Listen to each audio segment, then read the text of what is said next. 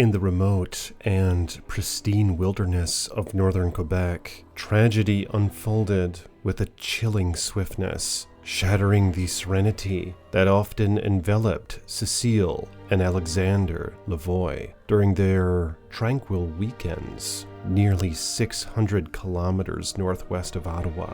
This idyllic haven where the retirees sought solace in the art of fishing and the pursuit of deer, morphed into the scene of an unimaginable nightmare. What's up, guys? Iceman here. So this story is about an elderly woman who had a very unfortunate fate. The perpetrator in this attack was a male black bear, and it did a hideous thing indeed to this poor innocent woman. But before I get into it, I'd like to thank you all for your support on this channel. And if you will, like this video, subscribe to the page, and hit the bell so you're notified next time I post a video. And if you want to support me further, you can become a channel member or a patron. Links in the description below. So let's get into this chilling tale. Cecile Lavoie, a venerable 70-year-old grandmother, found solace in the woods and along the banks of the meandering Theo River, a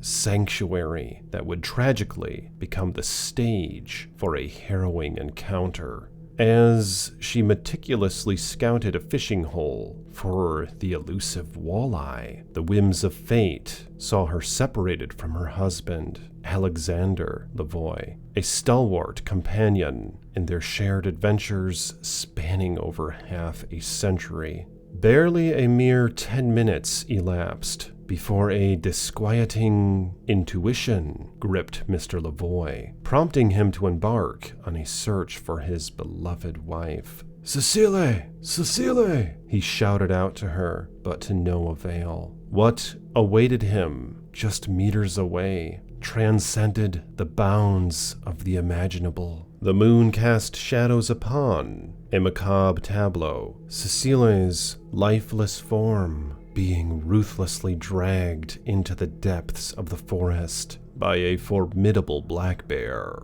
Blood oozed from her carcass as her lifeless face gazed into her husband's terrified eyes. In a testament to the depths of love and courage that only time-tested unions can foster, Mr. Lavoie confronted the primal terror, giving chase to the predatory beast over nearly 200 meters. The bear dragged Cecile through the thicket, through the thorns, through the torturous, rigorous hollows of her demise. Alexander's fearless pursuit achieved a fleeting victory, compelling the creature to relinquish its hold on Cecile, if only for a moment. He managed to scare the creature away from the body, swatting at it with his flimsy fishing pole, while yelling profanities at the animal. The bear backed away from her body, ran about 20 meters away from the scene, and climbed up a tree, watching the man embrace his beautiful wife.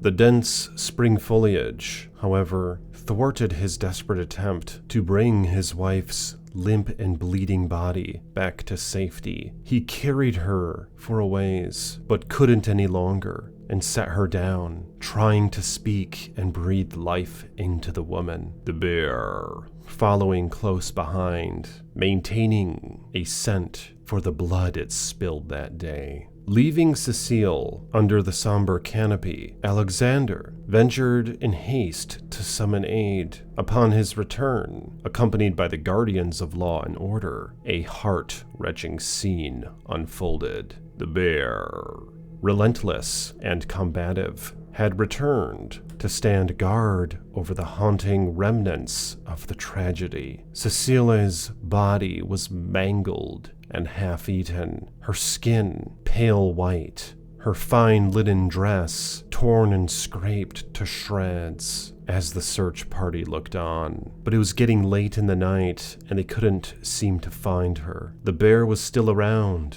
and the bear was aggressive, lamented Sergeant Gregory Gomez, a spokesperson for the Quebec Provincial Police. Darkness cloaked the search for Cecile's body, adding another layer of complexity to an already dire situation. The ferocity of the bear's demeanor forced law enforcement to exercise caution, delaying their attempts to retrieve Miss Lavoie's remains until the pre-dawn hours of Saturday, after the creature had returned into the enigmatic recesses of the deep woods north of the small community of La Sarre. The ensuing day saw the Lavoie family gathered in mourning at their Beaucanton residence. Alexander Lavoie, the retired maestro of a logging machinery empire, was enveloped in the numbing shock of his loss, as revealed by his daughter, Christine Lavoie. She was an angel, Christine whispered in a telephone interview, her voice carrying the weight of grief.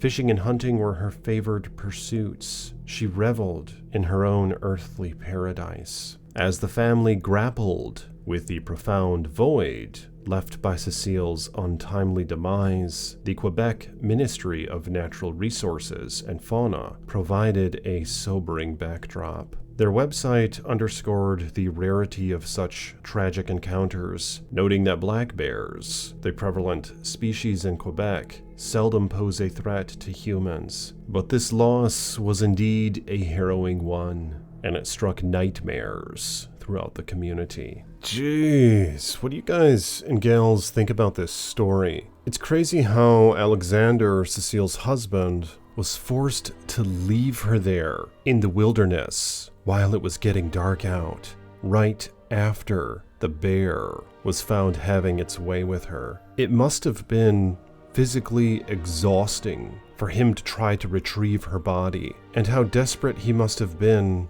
to leave her there in order to seek help.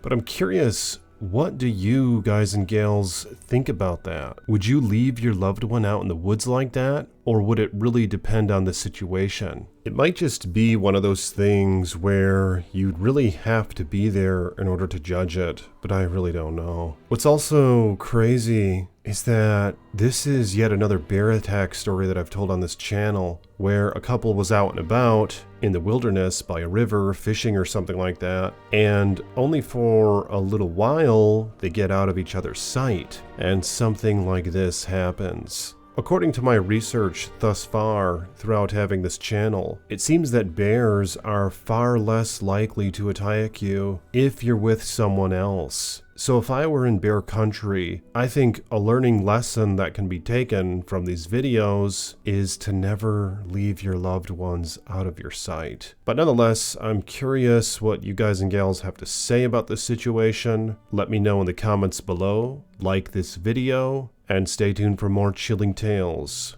from the Iceman.